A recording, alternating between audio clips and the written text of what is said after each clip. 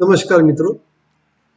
आज हम भारतीय अर्थव्यवस्था इस विषय में सहकारी विपणन सहकारी विपणन के लाभ एवं कठिनाइयाँ या सहकारी विपणन की मर्यादाएं इस पर हम चर्चा करेंगे। मैं doctor Anil Ramteke, associate professor, GS commerce college Wardha, आज के ऑनलाइन लेक्चर द्वारा सहकारी विपणन के लाभ या सहकारी विपणन का महत्व, भारत में ग्रामीण अर्थव्यवस्था में सहकारी विपणन का महत्व, इस पर हम चर्चा करेंगे।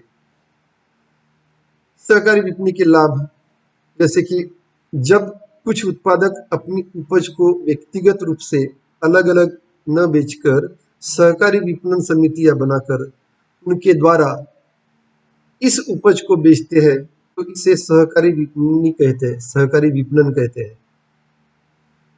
उत्पादकों का सहकारी संगठन उत्पादन के छोटे आकार की होने वाली कठिनाइयों को दूर करने के लिए स्वयं सहायता का एक प्रयास है, ऐसा सहकारी विपणन को कहा जाता है। भारत की ग्रामीण अर्थव्यवस्था में सहकारी विपणन का महत्व। भारत की ग्रामीण अर्थव्यवस्था में या भारत की अर्थव्यवस्था में सहकारी विपणन का बहुत बड़ा महत्व है। इसके द्वारा कृषि विपणन की समस्याओं को भली भांति हल किया जा सकता है। उन सबको दूर करने की एकमात्र औषधि सहकारी विपणन है। वास्तव में सहकारी विपणन ही निर्धन, दुर्बल और शक्तिहीन कृषक के पास मूल अस्त्र है, जिसके द्वारा वह धनी, संपन्न एवं चतुर लोगों पर विजय प्राप्त कर सकता है। इसके महत्व को समझने के लिए कई कार्यों को समझ लेना आवश्यक है, जैसे कि भाव ताव करने की क्षमता में वृद्धि। जब अधिकतर या सभी किसानों की फसल समितियों द्वारा बेची जाती है, तो केवल इन्हीं समितियों से ही माल खरीदा जा सकता है। इन समितियों के साथ में सबकी सब उत्पत्ति होने के कारण क्रेता उचित मूल्य देने के लिए मजबूर हो जाता है। मध्यस्थों का लोप होना। सहकारी विपणन समितियां सदस्य उत्पादकों की उपज को एकत्रित कर सीधे थोक बाजारों में बेचती है। इससे अनावश्यक मध्यस्थ समाप्त हो जाते हैं और किसानों को उनकी उपज का उचित मूल्य मिल जाता है। वस्तुपूर्ति पर नियंत्रण। इन समितियों से सबसे बड़ा लाभ यह होता है कि वस्तु पर नियंत्रण हो जाता है, इसलिए माल को कुछ समय तक रोक कर उसकी कीमत को बढ़ाया जा सकता है। नेक्स्ट है धोखेबाजियों से रक्षा। सहकारी विपणन समिति अनियमित मंडी में चलने वाली धोखेबाजियों से सदस्यों की रक्षा करती है, जिससे सदस्यों की अपनी उपज का अधिक मूल्य प्राप्त हो जाता है। नेक्स्ट है उपभोक्ताओं को उत्तम कोटि का माल मिलना। समितियों द्वारा माल के श्रेणीकरण और प्रमाणीकरण करने से उपभोक्ताओं को उत्तम माल मिल जाता है तथा माल में मिलावट की कोई संभावना नहीं रहती है। वस्तु के बाजार को विस्तृत करना। ये समितियां पर्याप्त विज्ञापन व प्रचार भी कर सकती है, जो कि अकेला किसान ज्ञान एवं पैसों के अभाव में या रुपयों के अभाव में से नहीं कर पाता। इससे बाजार का क्षेत्र बढ़ता है।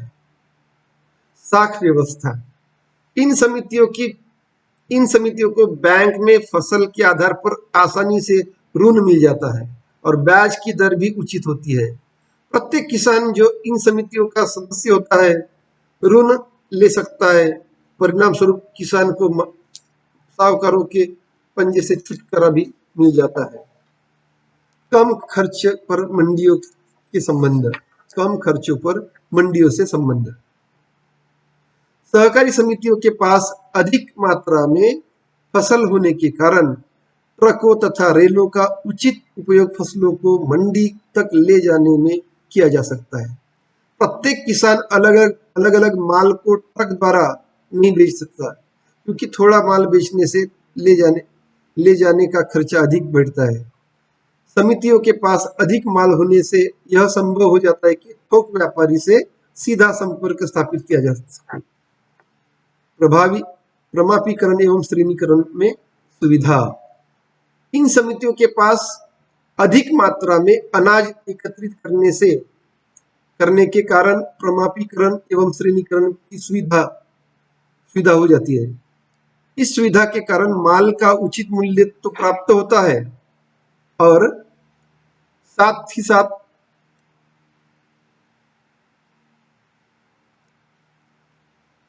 कटौतियां होती है,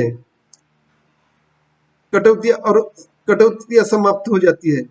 इसके अतिरिक्त दूर की मंडियों में नमूने के अनुसार बिक्री संभव होने के कारण माल को उस मंडी में बेचने में सुविधा होती है जहां तक वस्तु का मूल्य सबसे अधिक हो।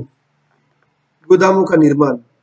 उपरोक्त लाभों से अतिरिक्त इन सहकारी समितियों से एक लाभ यह भी होगा, फसल को सुरक्षित रखने के लिए अच्छे गोदामों का निर्माण करवा सकती है, जो अकेला किसान नहीं कर पाता, और इस प्रकार एक और अनाज को सुरक्षित रखा जा सकता है। जो और दूसरी ओर वस्तु की पूर्ति पर नियंत्रण रखा जा सकता है। पूर्ति पर नियंत्रण के कारण अधिक मूल्य भी प्राप्त हो जाता है। कुटीर उद्योगों का विकास। कुटीर उद्योगों का विकास। ये सहकारी विपणन समितियां कुटीर उद्योगों को प्रोत्साहन देती है और उसके उत्पादित माल को कुशलता पूर्वक अधिक मूल्य पर बेचने का भी प्रबंध करती है। इससे कुटीर उद्योगों का विकास होता है। इस प्रकार हम कह सकते हैं कि ग्रामीण अर्थव्यवस्था, भारत की ग्रामीण अर्थव्यवस्था में सहकारी विपणन समितियों का बहुत महत्व है। इन सब लाभों में भारतीय कृषक के आर्थिक, सामाजिक एवं पारस्परिक जीवन पर बहुत अच्छा प्रभाव पड़ता है। भारत में सहकारी विपणन समितियों का विकास। भारत में सहकारी विपणन समितियों का विकास इस प्रकार से बताया जाता है, जैसे कि प्राथमिक सहकारी विपणन समितियां, केंद्रीय विपणन संघ, राज्य विपणन समितियां,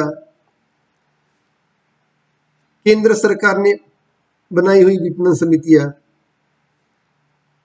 भारत में सहकारी विपणन समितियों की कठिनाइयां इस प्रकार है। शिक्षित एवं अनुभवी कर्मचारियों का अभाव। एवं अनुभवी कर्मचारियों का अभाव। सहकारी विपणन समितियों में कर्मचारी अशिक्षित होते हैं, उसमें अनुभवी और बाजार की दिशा का ज्ञान नहीं होता, जिसके कारण उनकी प्रगति संतोषजनक नहीं है। दूसरा है सदस्यों की गैर वफादारी। बहुत से सदस्य अपना माल चुपके से समितियों द्वारा न बेचकर आड़तियों द्वारा बेच देते हैं।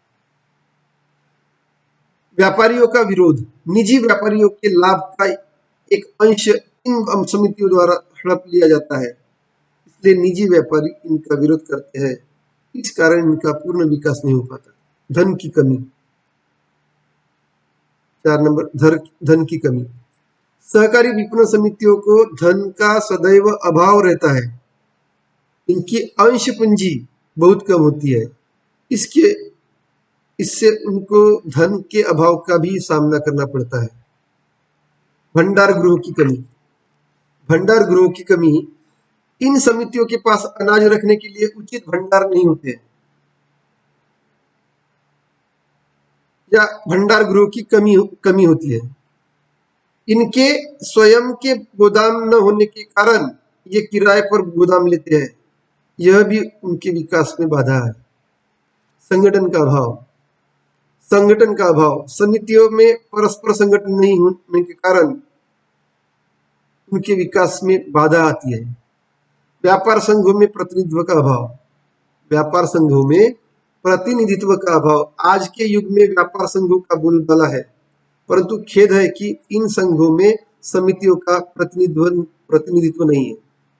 इन संघों में समितियों का प्रतिनिधित्व किया जाए तो इनकी शिकायत दूर हो सकती है और इनके संगठन में भी सरलता हो सकती है। इनके हितों की सुरक्षा उसी समय हो सकती है जब इन समितियों का व्यापार संघों में प्रतिनिधित्व हो। विपणन की दशाओं का मंद विकास, विपणन की दशाओं का मंद विकास, सहकारी विपणन की दशाओं का मंद विकास। विपणन के विकास के लिए कुछ आधारभूत आवश्यकताएं होती है जिनके बिना विपणन का विकास नहीं हो पाता। ये आवश्यक बातें हैं कि यातायात के साधन, एक तौल और माप प्रामाणिक ग्रेड, साख की सुविधाएं, भंडार गृह इत्यादि। भारतवर्ष में ये समस्त बातें विकसित होना बहुत जरूरी है और विपणन का विकास अगर इन बातों को अगर गौर नहीं करे तो विपणन का विकास नहीं हो पाएगा। वस्तुओं के मूल्य के ज्ञान का अभाव, वस्तुओं के मूल्य के ज्ञान का अभाव। सहकारी विपणन समितियों को बाजार की दशाओं के विषय में पूर्ण ज्ञान नहीं होता, यह भी उनके विकास में बाधा है। भारत में सहकारी विपणन समितियों की उन्नति के लिए कुछ सुझाव भी महत्वपूर्ण है। तो सहकारी साख समितियों से संबंध रखना जरूरी है। सहकारी विपणन समितियों का सहकारी साख समितियों से साथ संबंध स्थापित होना चाहिए। सहकारी समितियों के सदस्यों को चाहिए कि वे अपनी उपज इन्हीं समितियों द्वारा बेचें, अपनी उपज इन समितियों द्वारा बेचें। यातायात व संदेश वाहन के साधनों का विकास करना। अभी इंटरनेट द्वारा संदेश वाहन हो रहा है और यातायात भी बड़े पैमाने में हो रही है। सरकार ने गांव एवं मंडियों के बीच यातायात और संदेश वाहन के साधनों का विकास बड़ी मात्रा में सफल करने का प्रयास करना चाहिए। पर्याप्त भंडार गृह, मंडियों में पर्याप्त संख्या में भंडार गृह होने चाहिए और सहकारी विपणन समितियां कृषि उपज को इन भंडारों में रखकर बैंक से रुपया प्राप्त कर सके। विपणन संघ का निर्माण करना। सहकारी विपणन समितियों ने विपणन संघ, मार्केटिंग यूनियन बनाना चाहिए। मार्केटिंग यूनियन तो बनती है लेकिन उसमें कई प्रकार के संघर्ष या विवाद है। इन संघों का संगठन राज्य स्तर पर या केंद्र स्तर पर भी होना चाहिए। सहकारिता की भावना का विकास, सहकारिता की भावना का विकास। सरकार को चाहिए कि वह इस प्रकार का वातावरण उत्पन्न करे जिससे किसान सहकारिता के महत्व को समझे और सहकारिता के सिद्धांतों पर काम करे। इसके लिए शिक्षा के प्रचार की आवश्यकता है। वस्तुओं की किस्म में सुधार, वस्तुओं की किस्म में सुधार बड़ी मात्रा में होनी चाहिए, उसमें मिलावट रोकनी चाहिए। बाजार की दशाओं का ज्ञान, सहकारी विपणन समितियों को बाजार की दशाओं का पूरा ज्ञान होना चाहिए। कुशल प्रबंध एवं संचालन, सहकारी विपणन समिति का प्रबंध और संचालन शिक्षित और एवं कुशल व्यक्तियों के हाथ में होना चाहिए, जिसके लिए शिक्षा और प्रशिक्षण का प्रबंध एक प्रचुर मात्रा में होनी चाहिए। एक ही वस्तु का विक्रय, यह एक सहकारी विपणन समिति को साधारणतः एक ही वस्तु का विक्रय में विशिष्टता प्राप्त होनी चाहिए। सदस्यों की वफादारी प्राप्त करने के लिए साधन अपनाने चाहिए। सामुदायिक विकास योजनाओं एवं राष्ट्रीय विस्तार सेवाओं द्वारा भी यह क्षेत्र में सहकारी विपणन पर विशेष जोर दिया जाना चाहिए। Thank you.